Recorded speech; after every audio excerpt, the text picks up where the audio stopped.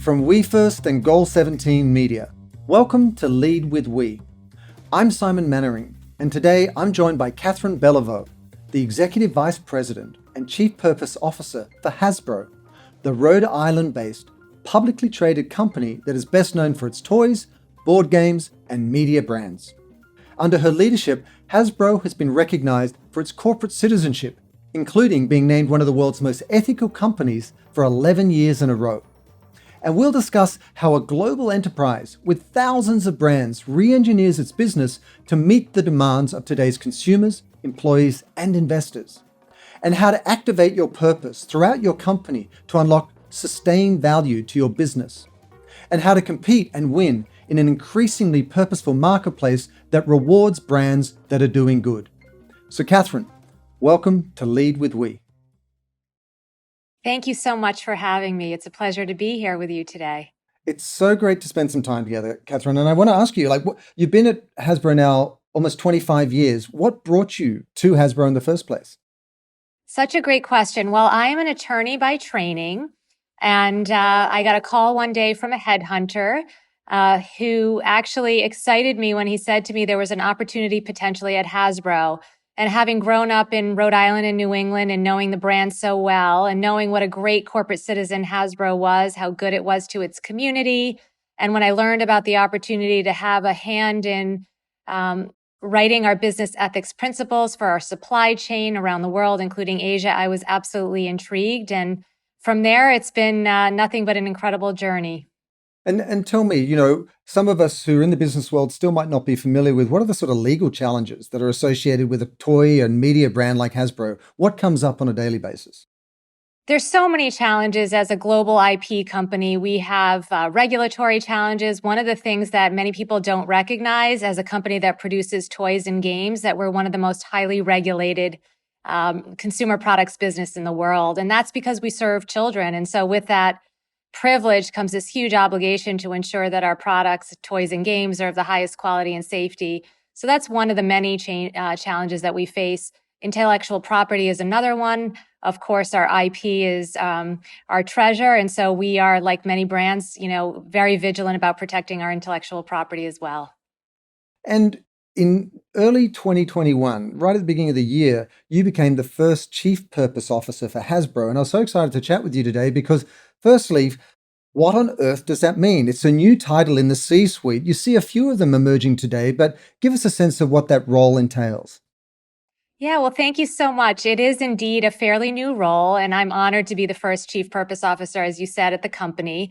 What purpose really means at Hasbro is it's a commitment. It's a symbolic and an actually very real commitment of bringing together strategic functions across the company to really harness the full power of those functions. And so when I talk about strategic functions, they're really the functions around ethics, sustainability, governance, human rights. And what I like to say in our organization is that we're both the conscience and the voice of Hasbro worldwide. So we're responsible for ensuring that every day we operate with integrity, we operate responsibly, we operate sustainably, and that we communicate our principles, our core values, and our strategy to our stakeholders in a consistent way. So very busy, it's very exciting, and we're continuing to integrate our organization and really ensure that we use our company as a force for good in the world. It's something that's very deep and important to our company. Yeah, and I want to dig into some of the specifics of that in a minute, but there's a question I have. I mean, We First has been around 11 years, and we've seen this evolution over time as to the role that business is playing. But, to somebody listening, you might think, well, wait a second, we had CSR, corporate social responsibility back in the day. Then there was the green movement. Then there was sustainability. Now you hear a lot about purpose. How would you characterize this evolution? And why is there a need to create a purpose officer at the top now? How does it all ladder up to that? Such a great question. And you're absolutely right. It's been a growing evolution. And I would say during COVID, it almost became a revolution because I think that consumers and humanity, quite frankly, around the world and society recognize that in global crises, whether it's a health crisis, a pandemic, or otherwise supply chain, that industry has an important role to play, number one, in solving some of society's biggest problems.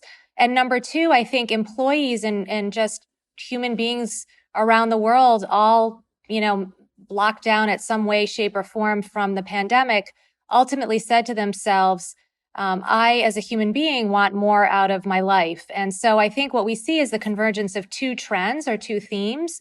One being that employees, particularly, I would say in the West for sure, wanting to work for purpose-led companies or companies that are doing good and companies where employees and individuals can feel good about what they do. One really interesting statistic that I read recently, and I believe it was a McKinsey statistic, stated that 99% of individuals and employees feel that they, if they don't live their purpose at work in their job, they don't have a purposeful life. And so I think when we think about from a macro standpoint, why the revolution and why the necessity to have purpose at the top, it's because we realize it's a strategic and business imperative. It's no longer a nice to have, it's a need to have. Yeah, I mean, I think we can't avoid the fact that everyone every day opens their phones or their computer and sees the headlines, which is just more cause for alarm. And you know, if you don't see the need for change, you're just not paying attention. What would you say you've experienced? Is it companies need to preemptively sort of have a role like this in the first place to respond to these emerging trends or expectation? Or do you find companies are actually reacting to what consumers want, what investors want, what employees want? What would you advise? Yeah. So look, I think most importantly, first and foremost, it's critical for organizations to identify their North Star and ensure that they've got core values. They understand the mission of their organization, the products and services they produce, but also what is their ultimate purpose in society. And then once that is clearly articulated, it's then critical, I think, to operationalize that approach and really embed it in your business strategy. But I would say that many organizations are reactively taking an approach to say we are embracing ESG. And I think sometimes stakeholders will see through that. I think the best approach really is for it to be an organic and a authentic approach within an organization, because otherwise it's just window dressing. And again, I think stakeholders, whether it's consumers or employees, will see right through that. You know, one of the things I hear, Kathryn, which keeps me up at night, is that you see a lot of commitments by big brands around net zero or carbon neutral and so on. And many of them are 2040, 2050, even later. And when you think about the timelines we're working against with these issues, whether it's the climate emergency or more, these timelines are contracting towards us. They're not static. So, you know, how quickly does a company need to move today? And how do you set realistic expectations? Because it's not easy to maneuver supply chains and tiers of suppliers and all the different moving parts that make it, especially a large enterprise like Hasbro or many others, possible. So how do you know what new role you should play and what timeline you should work against? Yeah, well, I think the time is now. So I think this is something that every organization around the world, particularly companies that have complex global supply chains, need to absolutely consider if they haven't already. As you say, the clock is ticking and these issues are very complex. It is very difficult, as we've seen through the pandemic, as we've seen with global supply chains. We have built as a global economy, as a global society, we've built very, very efficient supply chains, but not necessarily resilient supply chains. So I think that organizations and governments are looking as we speak at how do we address immediately the needs that are upon us. And where do you begin in that process? Because whether you're a small startup anywhere in the world or a global enterprise, it's still complicated. And Hasbro has this incredible portfolio of brands. So firstly, give us some of the top two or three brands that everyone knows, just so they know what those Hasbro brands are. Wonderful. Well, I'd love to. So we are the proud brand owner of Monopoly, and I hope that that's a very familiar and beloved board game. And in many different ways, Monopoly comes to life for consumers and across families and fans around the world. Play-Doh is another wonderful compound that's iconic as well. Magic the Gathering is one of our wonderful trading card games, but also is enjoyed by consumers online and fans around the world. Transformers, My Little Pony, Littlest Pet Shop, and many more. So we're very, very blessed. We have thousands of brands actually, but these are some of our bigger brands. And so with thousands of brands, where do you start? Because in my experience, different brands are at different points in their journey. They have different challenges peculiar to how they're made, how they're distributed. So, you've got this chief purpose officer role. You've got thousands of brands. You've got global supply chains. You have these iconic brands, and you've got this new role. Where do you begin? That seems pretty daunting to me. Well, it's interesting. It sounds daunting, but in many ways, I think if you put a framework in place that which we did, we put a purpose framework in place that very much leveraged a lot of the policies and procedures and rigor that we had as an organization to ensure that no matter where a brand or a product is produced around the world, it's the same quality, same safety, and it's the same level of experience for our consumers worldwide. So that's something that's really critical. And I know I talked about that earlier in the podcast in terms of being a very heavily regulated industry, particularly for our toys and games. But I think at the end of the day, we're also guided by a principle around ensuring that we're producing appropriate high quality content for the intended audience, because we also produce content for audiences that are not children. And that's really important to us as well, that we meet the expectations of consumers and create, delightful experiences for them and lifelong memories. And, one of the things that we believe at Hasbro is that play is not for children only, play is for everyone. And I think by creating products that transcend generations and connect generations, we're doing a wonderful thing. No, I think, the ability to play without necessarily just staring down the lens of a screen and so on is a lost art that we've got to recover in so many ways. So when you said a strategic framework, does that mean strategic in the sense of, okay, here are business goals, or is it impact pillars, or is it sort of an organizing principle for the brands? Like, help us understand what a framework might look like so you can operationalize it. No, it's a great question. So the way we look at it at Hasbro is we put in place a purpose framework. And before we did that, we actually put purpose at the center of our business strategy. So our business strategy is called the brand blueprint. Consumers are at the center of that strategy, but also at our core is our purpose. And our purpose is to make the world a better place by creating these lifelong memories and opportunities to connect generations of humanity through incredible experiences. When we put a framework in place, we talked about across the entire organization, everything from our products and looking at our portfolio of products and making sure they align with our purpose, to our processes, to our policies, to even our positions and partnership, and making sure that, for example, the third parties with whom we do business with share our values. Because we know in today's world, quite frankly, when you do business with a third party, whatever their positions may be, if you're not aware going into that relationship, they are assumed to be your positions as well. So it's something that we've taken very seriously. It is across the operation of the business as well as, so it's across, but it's also deep. And in many ways, it's formalizing what we already were doing, but it was also sort of bringing everything together across every element of the business. Yeah, I think it's a really important point. I mean, sometimes people shy away from leaning into purpose because they think, oh, wow, it's a total overhaul of their entire business. But if they have integrity in the first place, it's really just a formalizing, an organizing principle for what they've been doing already, and everything falls into place when they do that. One of the things I'm always intrigued by is, sometimes if the enterprise itself or the corporate, the HQ sort of tells brands what that purpose is, the experience of it can be prescriptive. Oh, you're telling us what to care about, as opposed to sort of elevating or celebrating what the brands are doing and they're living their respective purposes in their own right. How do you do that? How do you make sure that the brands themselves, which are large businesses in their own right, kind of work in hand with the corporate office?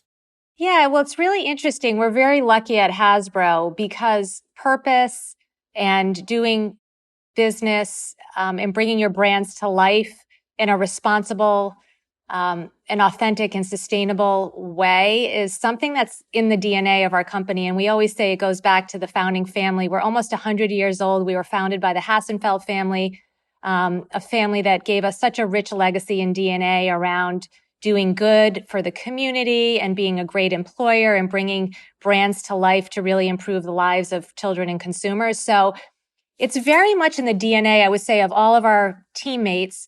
And also within the brands, if we think about sort of the brand essence of each and every brand, there's always an element organically and authentically of purpose. So it's just been a matter of somehow teasing it out authentically and rolling it up to the higher purpose of the organization, or in some cases, the brands are already there. So I've sat in a very privileged place, as has our entire organization, where we have employees who have joined the company who are running brands and brand managers who actually authentically and deeply believe in purpose and in the purpose that their brands deliver. You know, one of the challenges that a leading brand like yours, Hasbro, and all your sort of portfolio brands faces is that I think, like many industries, the toy industry was associated, for example, with plastic for a long time. And, you know, every industry faces its own unique challenges. But what do you do to sort of re-engineer and deliver on a new understanding of the innovations that are going on? Like, how do you course correct that in the minds of consumers?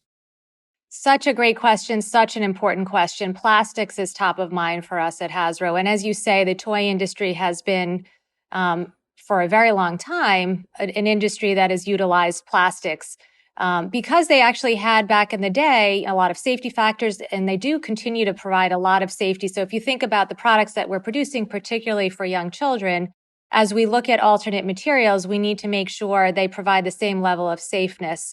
When used and or, as we say, abused by children in the ordinary course. So for example, we need to make sure if a toy is dropped, it doesn't break into small parts. Those are hazardous and children can choke on those.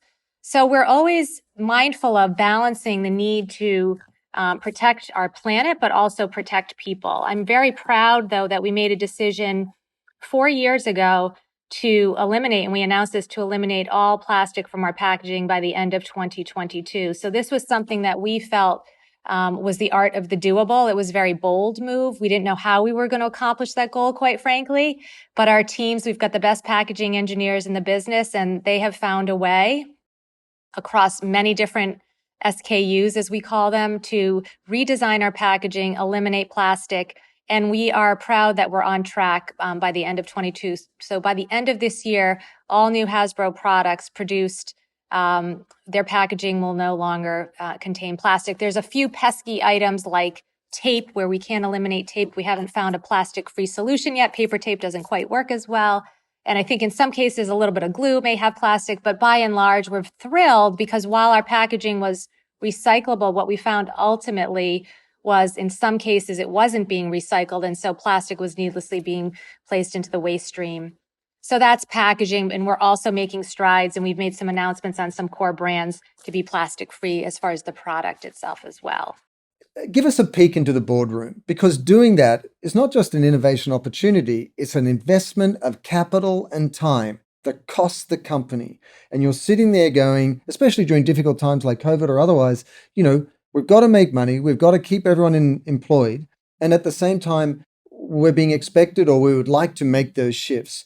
What is the cost benefit analysis discussion that goes on? And how do you ensure that purpose wins the day? Because there's a lot of disincentives too often. Yeah, it's such a great question. And I think one of the things that our board and our management team, and I think our employees worldwide are very aligned around is the long-term strategy and the long-term value creation that these initiatives represent.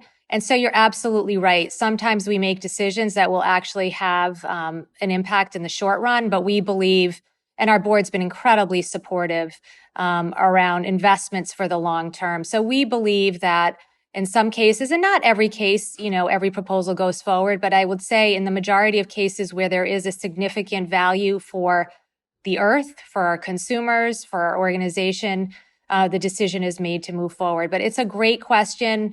And I guess I would say back to your earlier question, this whole space, whether we call it corporate social responsibility or ESG or purpose, at the end of the day, I think it's become an imperative. It's a need to have versus a nice to have. So But again, it's a balance between a financial issue and a non-financial in many ways issue. Yeah, the point is well taken. I mean, ESG, environmental social governance concerns are, these sustainability initiatives by especially large publicly traded companies. And I think what people sometimes fail to recognize is that if they're saving pennies by not changing something now, but it comes at the cost of their future or their potential reputation or their ability to attract employees, then it's actually not a saving in the way that they think it is. And you've got to look at that bigger picture. I was also thinking about chatting to you, and I was thinking of the global supply chain issues that we've had over the last year or so. I mean, there's a whole dialogue around globalization and so on, but do you think the impact and the insights from the impact of COVID and so on, is that going to force companies of all types to think differently about how they actually manufacture and distribute their products? Yeah, I think there's no question about it. I think every company that has any kind of global supply chain is really thinking about how do I build the most resilient and durable supply chain. Efficiency is really important, but if you are consolidated in one part of the world, as we see, whether it's a tsunami or any severe weather or a pandemic or a political disruption, there will be impact. So I think it's something that every organization is thinking through. And I think we talked about earlier, every government is thinking through. So I think, I guess the short answer is yes. I think it's absolutely something that's at top of mind for all organizations, all companies, small, medium, and large. And what do you do to change the whole industry? Because you can only do so much on your own if the other players aren't involved too. We've heard folks like, Alan Jobe from Unilever talk about how everyone's got to ladder up their game in the CPG world. So are you playing any role in sort of coalitions or collaboration with other partners to make sure that everyone is working towards a solution rather than undoing the good work of another?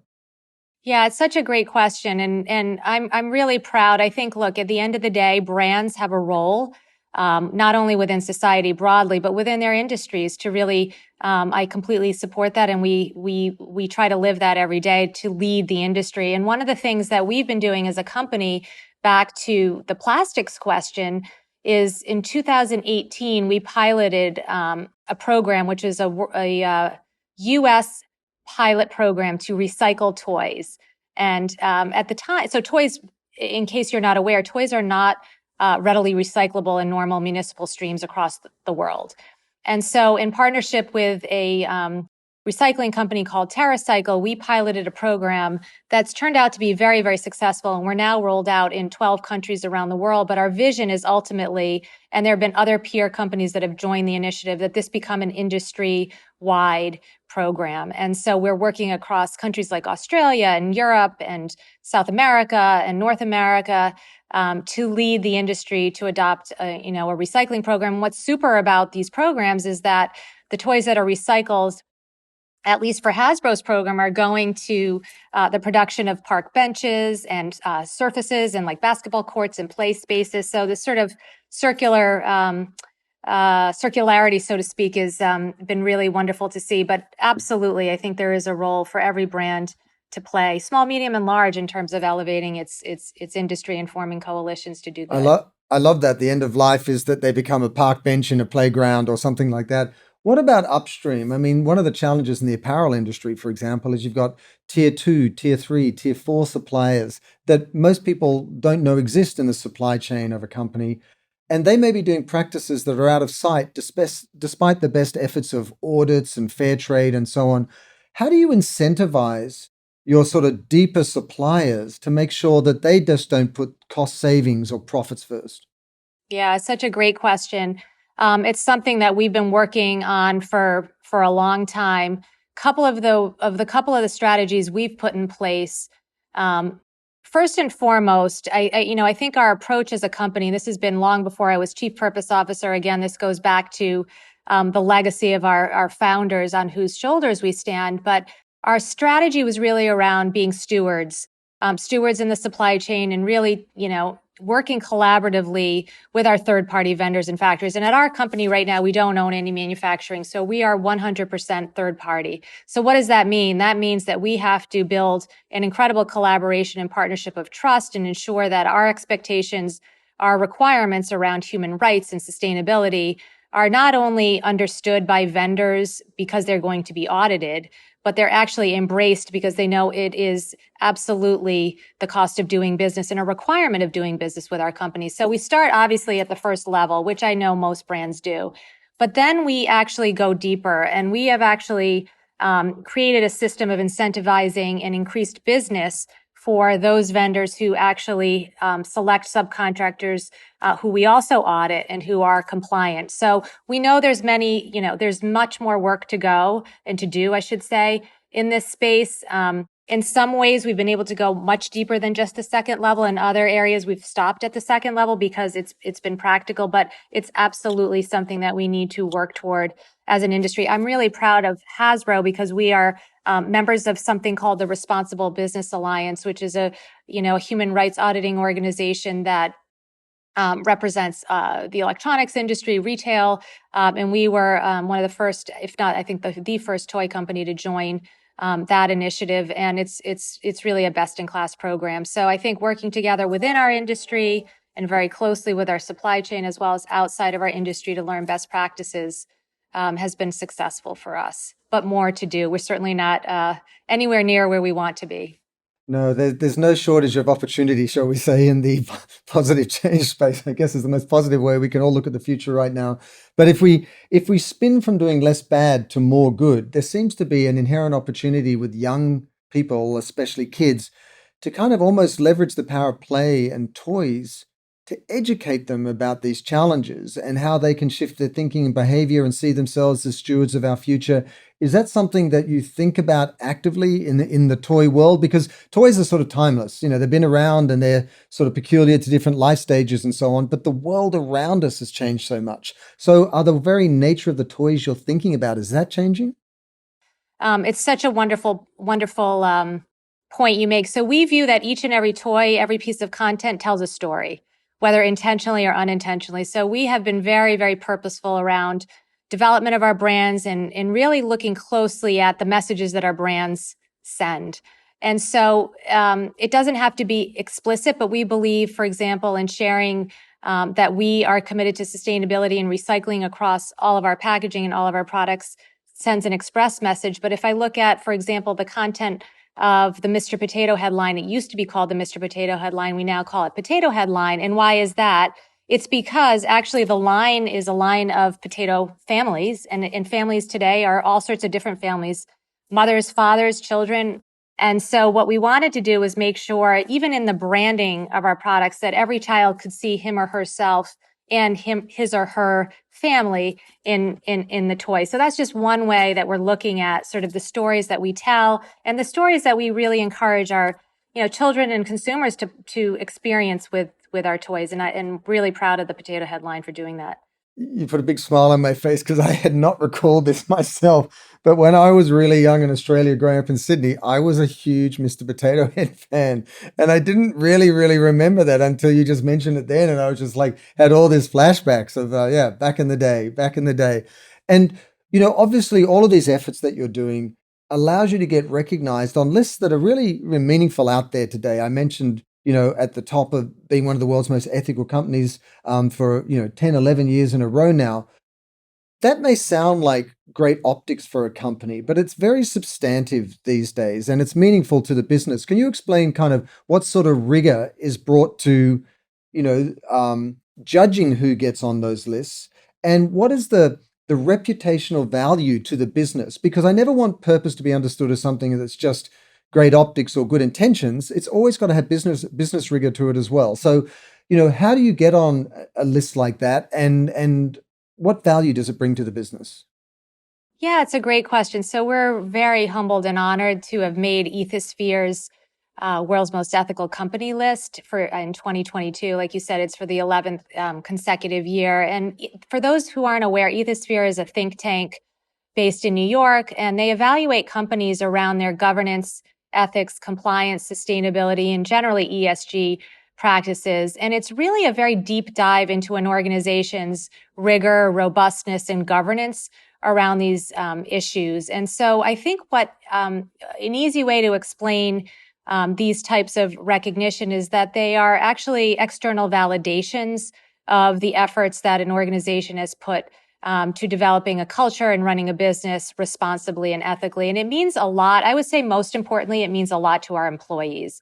Our employees are very proud. And I think as we think about attracting post-COVID in this new world, what is the employee of the future looking for? Looking to join an organization that is well run, that is responsible, that is protecting the planet, but also has a very solid moral and ethical core. And I think for us, in being recognized with some of these really special and important rankings, means the most for our employees. It, of course, means a lot to other stakeholders, but I think first and foremost, our employees. It's a real pride point for our employees, and it's a rallying cry, I think, in terms of how we do business every day and thinking through that ethical and moral lens. I think that the true value of a company is whether an employee can sit there and go, "Oh, I work here," and their friends go, "Cool," or not. It literally comes down to that. And in light of the great resignation and hybrid work and the flexibility that so many employees seem to want these days, for good reason, that's become even more important in my experience talking to different companies, that unless you can really have, as you say, credibility and bragging rights and have that sort of external validation about what you're doing, it's a lot harder to attract the talent that you need. There's another organization that I very much respect their research and their insights, which is the Just Companies organization, and you're on their list of most just companies in the US this year. What does it mean to be a just company? Because obviously, ever since the Black Lives Matter movement and the primacy given to diversity and inclusion and equity and so on, this is more important than ever. So, what does it mean to be a just organization? It means a lot to be a just organization. It means that as an organization, you're putting your employees and your community and humanity first. And I think one of the things coming out of COVID, and actually during COVID, that employees as human beings, as family members struggling with health issues or those of their family were looking for was support from their employer. And I think when Just Companies took a look at, or the Just Company organization took a look at organizations that were supporting their employees and supporting their communities, whether they were working in manufacturing facilities, like we were, to convert our toy and game production to PPE production, or we were giving folks flexible work opportunities to take care of children or elder family members at home. I think at the end of the day, to us as a company, it means really operating through that humanity lens and operating first and foremost for each other as human beings. I often talk about how we're not doing enough and the urgency and so on, but Hasbro is one of those companies that are at the forefront of doing the right thing. But then there's more competition at that end of the spectrum as well. More and more companies are becoming more purposeful. More and more are making ESG commitments. So it's quite competitive at that end of the pool as well. So what do you do to ladder up your game? How do you go to the next level? How do you sort of compete in this space? Well, it's interesting. It's wonderful to see that the bar keeps getting raised, and it's wonderful to see in organizations and industry embracing doing the right thing. I think for us, we're always, guided by our values. And for us, the evolving landscape, whether it's different parts of the world where we're operating, new expectations of consumers, continue to serve as the bar for us. And so while, of course, we're being judged within our industry, we're being judged within a broader consumer products or entertainment industry. At the end of the day, I think staying true to our core values and staying true to our business, our employees, our consumers is really ultimately the bar that we set for ourselves. And so it happens quite organically. But of course, we still want to be on those lists. So there's no doubt. And, there's a funny resonance that I think play has today and moving forward that maybe didn't exist in the last several decades. I say this as a parent of two daughters. When I grew up, the world seemed to be a planet of infinite resources, and business could grow exponentially and the future looked bright. In contrast to today, where there's so much to be concerned about, as we all know, and that we've touched on in different ways today, which then throws a sort of new responsibility on play and toys and how you nurture childhood that probably didn't exist before. So how do you see the industry changing in the next 10 years, given how the context of life has changed? Look, I think the industry will continue to have to put the well-being, health, safety, and that includes emotional health and mental health and safety at the forefront of everything that we do. I think we are very, very aware as an industry that every message we send, every story we tell through our products, through our content online has a consequence. And I think I'm very, very encouraged to see the toy, play, and entertainment companies of today really focused on the impact and intended consequences as well as potentially unintended consequences. So I think that the role of the industry will become even more critical. And I think expectations of consumers for industry to step up will also increase. And I think I'm very encouraged. I think the industry is poised to really do the right thing. So what keeps you up at night, Kathrin? What's that thing that sort of makes you toss and turn? Look, I think like all organizations, we worry first and foremost about health and safety of humanity, of our employees, of our workforce, whether it's through pandemics, whether it's through, political strife like right now that's going on in the Ukraine and Russia, where many businesses have been operating. I think the health and well-being of our planet is first and foremost, and we're doing a lot at Hasbro, but we know, we're scratching the surface and there's more to do. So I think there's a lot that, was forefront and keeps us up at night. But on the other hand, I think that we are still very, very encouraged by the hope, resilience, and the playfulness of humanity and everything that we try to do, and ultimately is our purpose in this world, and why we try to make the world a better place, for kids and fans and families through our brand. So we're hopeful, but also laser focused on the challenges ahead, which are really people and planet at the end of the day. Yeah, it's those basics for sure. And, in this new role as Chief Purpose Officer, is there any guidance you can give us? Whether it's a decision you made which you'd wish you'd done differently, anything you look at in hindsight and said, oh, wow, I've learned from that. And, you'd love to share that with us because it is a new and emerging and increasingly popular role. Anything you'd share? Yeah, I think one thing that is a bit of a challenge, and I've talked about this internally with my colleagues across the company, is sometimes the word purpose, and we talked about this at the beginning of the podcast, is a very sort of amorphous word. What does that actually mean? And I think one of the things that's really important, and I suspect I could have done better in the beginning, was really clarifying what does purpose mean. And it's not just your company's purpose, but it's really developing an organization where you help each and every employee in the organization uncover his or her individual purpose, connect it with the company purpose, and then ultimately find fulfillment at work. And I think that will be the secret sauce, and that will be something that we are looking at Hasbro to accelerate, and as part of a longer-term strategic plan in the purpose organization, really bringing purpose from the individual perspective to the company purpose and then beyond. I have to ask you, as someone who lives in the Hasbro world day in and day out, and you have for 25 years, what's the coolest toy or the coolest artifact that you have in the office? What's your favorite? Well, I have to say my favorite is the original potato head. And why? Because the original potato head was a real potato. And if I'm sitting here in 2022, do you think we could ever bring a product to market, first of all, with sharp points and edges, which the eyes and ears and pieces were, and maybe that was the potato head you played with. But second of all, bringing a real vegetable, which would create issues of food waste. So you have both a safety issue and a food waste issue. But I think it's a wonderful example of how we have evolved as an industry. And it was the first toy advertised ever on television. So I have to say that the artifact of our original Mr. Potato Head has to be my favorite artifact. That was the one I played with, and that's why I put a smile on my face back in the day, because it was a real potato. Kathrin, thank you so much for the insights, and congratulations on this new role and for all the leadership at Hasbro. And, we look forward to seeing the whole industry evolve and better serve people and planet moving forward. So thanks. Thank you so much. Thanks for joining us for another episode of Lead with We. You can find out more information about today's guest, Kathrin, in the description below.